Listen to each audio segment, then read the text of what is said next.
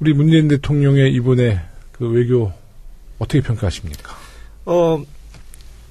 이제 그 사드 문제에 대해서 네. 중국과 어느 정도 좀 봉합을 한 부분부터 시작해서 네. 트럼프 방문 네. 또 에이펙 네. 그래서 일단 그 아까 말씀드린 대로 그 외교 파탄이 났던 그 상황에서 네. 지금 서서히 그 새 정부의 네. 이 색깔을 보여주는 단계라고 네. 볼 수 있고 아직은 뭐 만족할 만한 수준이 되려면 좀 더 가야 하지만 네. 무난하게 잘 이끌어 가고 있다. 네. 그런 생각이 들고요. 특히 이 뭐 한미일 군사 동맹은 하지 않겠다든가 또 인도 태평양 전략이라고 미국서 들고 나온 거 있지 않습니까? 근데 그 부분에 있어서 그것도 경제가 아닌 군사 동맹의 성격이라면 참여하기 곤란하다. 네. 이렇게 분명히 입장을 밝히신 것은 이 동북아의 안정을 위해서 아주 잘한 것이라고 생각합니다. 네. 예, 우리 어쨌든 리커창 중국 총리하고도 회담을 통해서 우리 기업과 교류 협력 강화 방안에 대해서 이제 논의를 했는데 중국 최대 인터넷 쇼핑 축제인 광군제가 있대요. 네. 거기서 그간 고전하는 한국 제품들이 판매가 크게 증가를 했대요. 바로 즉각적 엄청 됐어요. 네, 네. 바로 즉각적인 효과를 보고 있으니까 얼마나 다행인가 싶습니다. 근데 정말 그 13억의 인구가 네, 공산당의 이제 특징이지만 이제 시진핑 국가주석이 사드 문제를 이제 우리 문재인 대통령과 이제 한국 중국이 협의문을 발표했잖아요. 야, 12시간 정도 지나니까 13억 인구한테 그게 쫙 퍼져나가는 거예요. 그래서 제가 사실 중국의 몇몇 지인들, 지방에 있는 지인들한테 다 전화했더니 잘 됐다. 너무 잘 됐다. 그리고 근데 걱정하지 마라. 그러니까 자기들도 굉장히 한국에 대해서 좋은 감정이 있었는데 이제 중국 지도부가 이제 외교적으로 자꾸 이제 이렇게 좀 문제를 삼으니까 그냥 일반적인 중국 그 국민들도 표현을 못했던 것 같아요. 근데 너무 기뻐하더라고요. 축하한다까지 얘기를 하더라고요. 네. 근데 지금 보수 언론과 이제 그 야당에서는 그 사드 관계된 우리 한중 협의문에 대해서 뭐 삼불 조건, 뭐 MD에 편입하지 않겠다, 그리고 사드 추가 반입하지 않겠다, 한미일 동맹 우리가 강화시키지 않겠다. 이 조건에 대해서 또 이렇게 문제를 삼아요. 네. 근데 뭐 사드는 추가 지금 배치할 이유도 없는 거고요. 아니, 박근혜가 안 한다고 그랬어요. 그거는. MD는 이명박 정권, 박근혜 정권에서도 안 한다고 그랬어요. 꾸준히 우리 정부의 입장이었고 그걸 하기 위해서는 우리의 그 국방 전략과 뭐 시스템 다 바꿔야 되니까 그건 상당히 비용이라든가 여러 가지로 안 되는 일이고 또 이 한미일 군사동맹 얘기도 뭐 미국이나 일본이 삼국 군사동맹을 맺자고 이 노골적으로 요청한 적도 없고 일본은 자위대지 해외에서 활동할 수 있는 군대도 아니지 않습니까? 그렇죠. 그러니까 지금 군사동맹을 얘기하는 것 자체가 의미가 없는데 그것이 왜 무슨 주권 포기가 되는지 또 그리고 중국하고 무슨 합의를 하면은 그게 주권 포기고 뭐 예를 들어서 일본과의 위안부 합의 그런 것은 온 국민이 이 반대하는 것인데도 그것에 대해서는 보수 언론이 시비한 적이 없지 않습니까? 그러니까 그 주장 자체가 좀 근거가 빈약한 거죠. 빈약한 거죠. 그리고 사실 한일 문제도 이명박 박근혜 때 최악이었어요. 네. 그리고 정말 구걸에서 우리 위안부 할머니 그런 지원을 받았잖아요. 저희가 10억액 10억액 지원받고. 그러니까 한일 관계도 이명박 박근혜 때가 제일 사실 최악이었죠. 근데 문재인 대통령은 어떤 감정적인 얘기는 안 했지만 한미일 얘기할 때 한국과 미국의 동맹은 맞다라고 확인해주고 하지만 일본과는 동맹관계 아니다라고 또 천명하시고 그러니까 이런 것이 외교죠. 네. 맞습니다.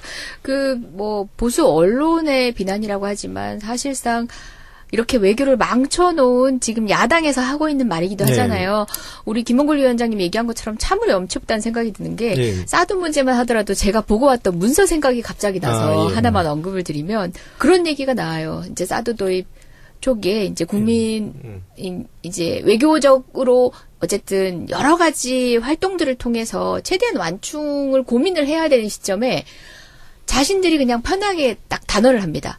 중국은 경제보복을 하지 않을 것이다라고 단언을 하면서 중국의 경제보복 가능성이 없다라는 민간 연구소의 보고서를 만들어내라라고 청와대가 지시를 합니다.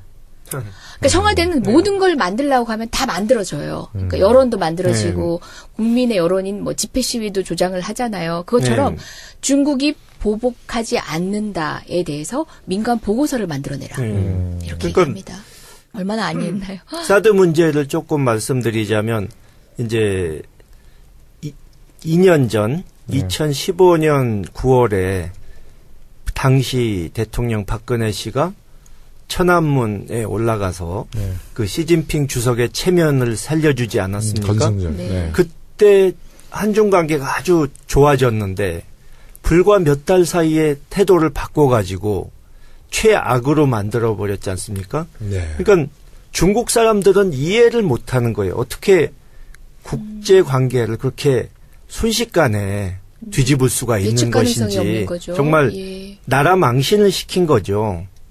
국격을 떨어뜨린 것이고 근데 물론 이 청와대에 문제가 있으니까 그랬던 것이긴 하지만 우리 쪽 외교관들이 그 당시에 이제 이 중국 측을 접촉했을 때도 설득이나 어떤 그 사람들이 이해할 수 있는 노력은 전혀 하지 않고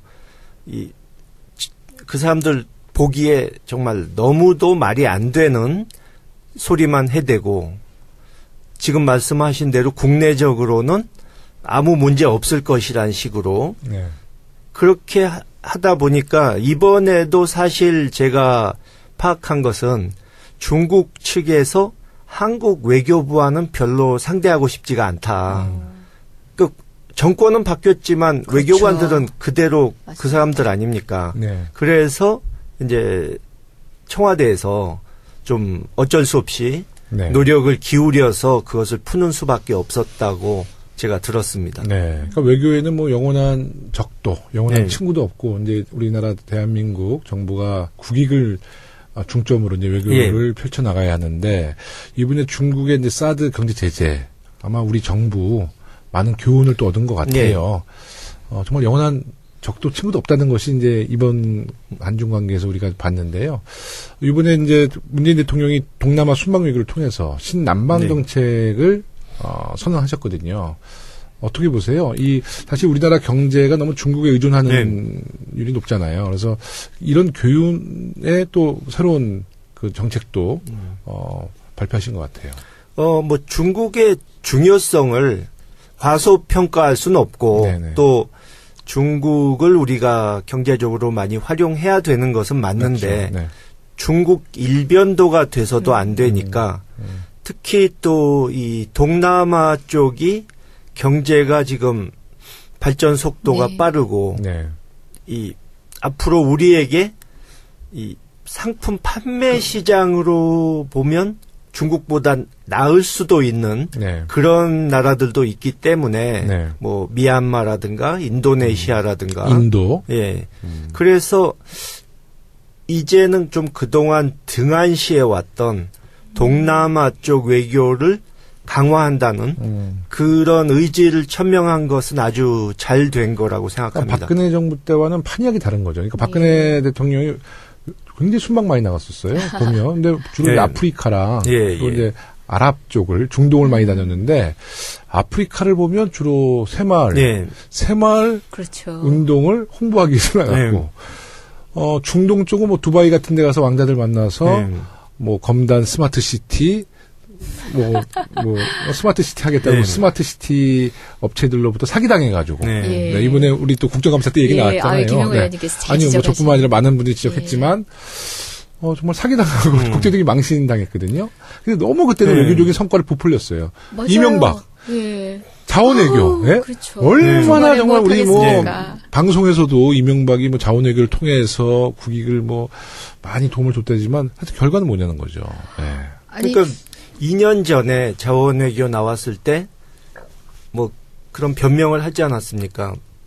이게 자원 투자란 게 하루아침에 성과가 나느냐. 좀 기다려봐라.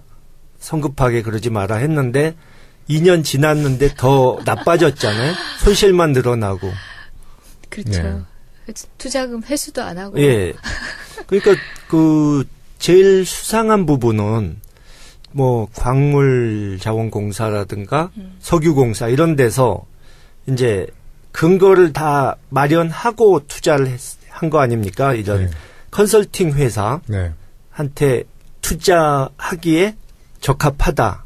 이런 보고서를 받고 투자를 했는데 전혀 아닌 게 드러났으면 투자하라고 보고서 줬던 회사에게 따지고 경우에 따라서는 소송도 하고 이래야 되는데 전혀 그러질 않는다는 것은 청와대의 지시로 투자를 했고 그 투자 보고서란 거는 컨설팅 회사와 짜고 이 원하는 내용을 적어달라. 이렇게 이면 합의가 있었던 것이 아닌가. 그러니까 투자 보고서란 것은 그냥 면피용, 나중에 법적 책임 피하기 위한 용도. 그게 아니었나. 그렇죠. 그런 외교는 아니 했었더라면 더 좋았을 외교. 그럼요. 또 박근혜 대통령은 어설피 외교하고 돈 쓰고 오셔가지고 부풀려서 홍보하는 데 집중하시고 국내 정치에 활용 많이 하셨죠. 또 외교 나가시면서 어려운 국내 정치, 이제 억압 정치를 하시고, 그러니까 본인의 손에 피 안 묻히기 위한 전자결제 방식을 통해가지고 하신 일들이 여러 가지 있지 않습니까? 외국만 나가면 우리 걱정이 됐잖아요. 걱정됐죠. 그 결과가 우리 문재인 정부가 지금 대통령이 취임한 6개월 됐는데, 그 안에 얼마나 많은 일들이 있어요. 북한이 우리 문재인 대통령 취임하자마자 도발을 했지만 그것은 문재인 정부의 예? 그 박근혜 정부의 그 무능한 외교와 안보관 때문에 북한이 계속 지속적으로 핵을 개발했던 거고, 보세요. 지금 문재인 정부 취임하고 나서 대통령께서 4대 강국의 특사 다 파견했죠. 그리고 여러 또 우리 더불어민주당 국회의원들 또 중국, 미국 다 파견 나가서 의원 외교 충실해놨잖아요. 지금 6개월밖에 안 됐어요. 최근에 김정은 도발이 줄어들고 있습니다. 지금 그 얘기 하시니까 작년에 사드 문제로 우리 김 의원이 중국 갔을 때 보수 언론에서 얼마나 나라 팔아먹으러 갔다. 매국노라도 된 것처럼 5적 이렇게 했죠. 6적이었죠. 근데 홍준표 대표는 가서 국어를 하질 않나 전술핵을. 그러고 심지어 자기 말에 의하면 이 핵 무장을 하려고 그러는데 미국이 안 도와주면 국제사회가 미국이 제재를 하더라도 그걸 무릅쓰고 핵 개발하겠다. 김정은이잖아, 그러면. 김정은이랑 똑같은 사람이네. 한미동맹 깨겠다. 이 얘기를 어떻게 스스로 없이 하십니까? 반미 투사로 변신해가지고 그건 도저히 그러니까 보고 있는 저희가 정말 민망할 정도로. 그래서 문재인 정부의 이제 외교의 성과가 천천히 나오는 것 같아요. 국익을 최우선으로 하고 외교안보 위기를 잘 조율하고 극복해가고 있는 우리 문재인 대통령의 외교에 방송에서 박수 한번 보내드릴까요? 잘하십니다. 잘한다. 저는 무엇보다 문화적으로도 굉장히 가깝고 지리적으로 가까운 우리 동남아에 주목하기 시작했다는 점은 이거는 경제적 성과에 대한 어떤 기대뿐만 아니라 사실상 우리 외교가 본격적으로 궤도에 오르려면 우리는 패권 국가는 될 수 없는 구조잖아요. 그럼요. 토지도 그렇고 그러니까 땅덩어리도 그렇고 기본적으로 가지고 있는 우리의 자원들이 그런데 동남아에서 우리는 우위로 가져갈 수 있는 우리는 그 세계대전을 거치는 가운데에서 피해자였거든요. 동질감을 가질 수 있는 사실상 일본에 대한 적대감과 다르게 우리나라는 동남아의 여러 가지 정치적 상황들 견인해가면서 함께 어우러지는 어떤 큰 맏형의 역할을 충분히 할 수 있는 나라거든요. 네. 저는 그런 식의 다변화된 외교가 우리 문재인 정부가 가장 먼저 주목했다는 게 정말 기대가 됩니다. 외교를 잘하세요? 예. 네. 뭐 좀 우리 국민들도 이제 좀 인식이 바뀌어야 될 것 같다. 그러니까 지금까지는 동북아와 이 미국만 바라보고 있었는데 이제 동남아도 우리의 중요한 파트너가 될 수 있다. 그거를 좀 염두에 둬야 하지 않을까. 예. 대통령 취임 이후에 아마 미국도 대한민국을 바라보는 시선이 바뀐 것 같고요. 그러니까 이제 민주주의가 성숙한 나라다. 또 중국도 대한민국이 간단치 않은 것을 알았을 겁니다. 네. 이번에 이제 성과가 있어서 정말 다행이고요. 체면을 살려주지 않았습니까? 건승절. 네. 네. 그때 한중 관계가 아주 좋아졌는데 불과 몇 달 사이에 태도를 바꿔가지고 최악으로 만들어 버렸지 않습니까? 네. 그러니까 중국 사람들은 이해를 못하는 거예요. 어떻게 국제 관계를 그렇게 순식간에 뒤집을 수가 있는 것인지 없는 거죠. 정말 예. 나라 망신을 시킨 거죠.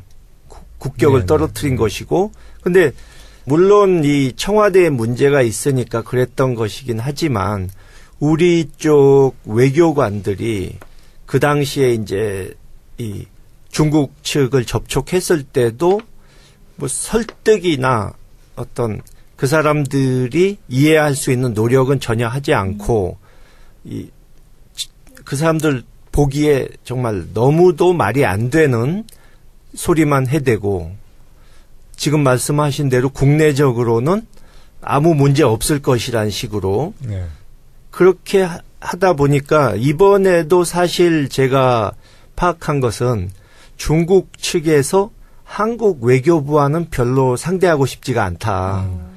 그 정권은 바뀌었지만 그렇죠. 외교관들은 그대로 맞습니다. 그 사람들 아닙니까? 네. 그래서 이제 청와대에서 좀 어쩔 수 없이 네. 노력을 기울여서 그것을 푸는 수밖에 없었다고 제가 들었습니다. 네. 그러니까 외교에는 뭐 영원한 적도, 영원한 네. 친구도 없고. 그의 네. 입장이었고 그걸 하기 위해서는 우리의 그 국방 전략과 뭐 시스템 다 바꿔야 되니까 그건 상당히 비용이라든가 여러 가지로 안 되는 일이고 또 이 한미일 군사동맹 얘기도 뭐 미국이나 일본이 삼국 군사동맹을 맺자고 이 노골적으로 요청한 적도 없고 일본은 자위대지 해외에서 활동할 수 있는 군대도 아니지 않습니까? 네.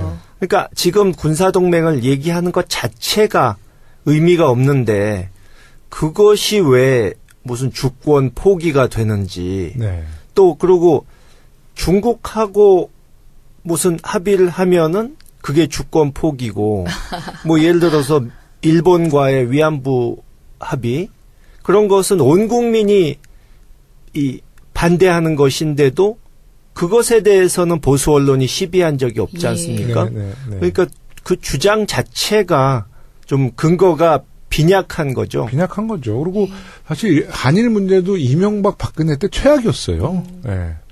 그리고 정말 구걸해서 우리 위안부 할머니 그런 그 지원을 받았잖아요. 저희가 10억엔 네. 10억엔 지원받고. 그러니까 한일 관계도 이명박 박근혜 때가 제일 사실 최악이었죠. 근데 문재인 대통령은 어떤 감정적인 얘기는 안 했지만 한미일 얘기할 때 한국과 미국의 동맹은 네. 맞다라고 확인해주고 하지만 일본과는 동맹 관계 네. 아니다라고 또 그렇죠. 천명하시고 그러니까 이런 것이 외교죠. 네. 네. 맞습니다. 뭐 보수 언론의 비난이라고 하지만 사실상 이렇게 외교를 망쳐놓은 지금 야당에서 하고 있는 말이기도 네. 하잖아요. 우리 김홍걸 위원장님이 얘기한 것처럼 참으로 엄청다는 생각이 드는 게 네. 사드 문제만 하더라도 제가 보고 왔던 문서 생각이 갑자기 나서 예. 하나만 언급을 드리면 그런 얘기가 나와요. 이제 사드 도입 초기에 이제 국민 이제 외교적으로 어쨌든 여러 가지 활동들을 통해서 최대한 완충을 고민을 해야 되는 시점에 자신들이 그냥 편하게 딱 단언을 합니다. 중국은 경제 보복을 하지 않을 것이다라고 단언을 하면서 중국의 경제보복 가능성이 없다라는 민간 연구소의 보고서를 만들어내라라고 청와대가 지시를 합니다. 그러니까 청와대는 모든 걸 만들려고 하면 다 만들어져요. 그러니까 여론도 만들어지고 국민의 여론인 뭐 집회 시위도 조장을 하잖아요. 그것처럼 중국이 보복하지 않는다에 대해서 민간 보고서를 만들어내라. 이렇게 얘기합니다. 얼마나 아니했나요? 사드 문제를 조금 말씀드리자면 이제 2년 전 2015년 9월에 당시 대통령 박근혜 씨가 천안문에 올라가서 그 시진핑 주석의 진군제가 있대요. 거기서 그간 고전하는 한국 제품들이 판매가 크게 증가를 했대요. 바로 즉각적 엄청 됐어요. 바로 즉각적인 효과를 보고 있으니까 얼마나 다행인가 싶습니다. 근데 정말 그 13억의 인구가 공산당의 이제 특징이지만 이제 시진핑 국가주석이 사드 문제를 이제 우리 문재인 대통령과 이제 한국, 중국이 협의문을 발표했잖아요. 야, 12시간 정도 지나니까 13억 인구한테 그게 쫙 퍼져나가는 거예요. 그래서 제가 사실 중국의 몇몇 지인들, 지방에 있는 지인들한테 다 전화했더니 잘 됐다. 너무 잘 됐다. 그리고 근데 걱정하지 마라. 그러니까 자기들도 굉장히 한국에 대해서 좋은 감정이 있었는데 이제 중국 지도부가 외교적으로 자꾸 이렇게 좀 문제를 삼으니까 일반적인 중국 그 국민들도 표현을 못했던 것 같아요. 너무 기뻐하더라고요. 축하한다까지 얘기를 하더라고요. 네. 근데 지금 보수 언론과 이제 그 야당에서는 그 사드 관계된 우리 한중 협의문에 대해서 뭐 산불 조건, 뭐 MD에 편입하지 않겠다, 그리고 사드 추가 반입하지 않겠다, 한미일 동맹 우리가 강화시키지 않겠다. 이 조건에 대해서 또 이렇게 문제를 삼아요. 네. 근데 뭐 사드는 추가 지금 배치할 이유도 없는 거고요. 아니, 박근혜도 안 한다고 그랬어요. 그거는.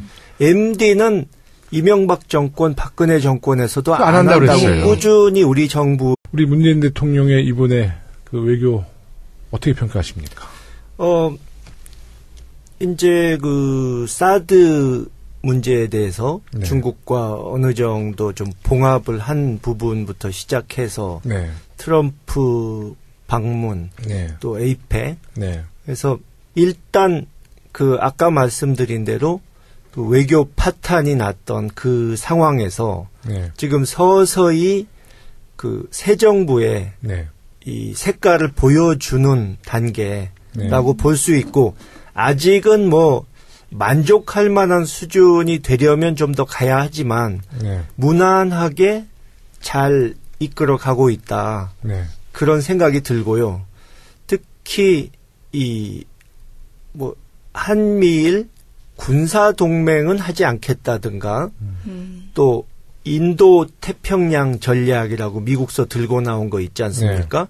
근데 그 부분에 있어서 그것도 경제가 아닌 군사 동맹의 성격이라면 참여하기 곤란하다. 이렇게 분명히 입장을 밝히신 것은 이 동북아의 안정을 위해서 아주 잘한 것이라고 생각합니다. 예, 우리 어쨌든 리커창 중국 총리하고도 회담을 통해서 우리 기업과 교류 협력 강화 방안에 대해서 이제 논의를 했는데 중국 최대 인터넷 쇼핑 축제인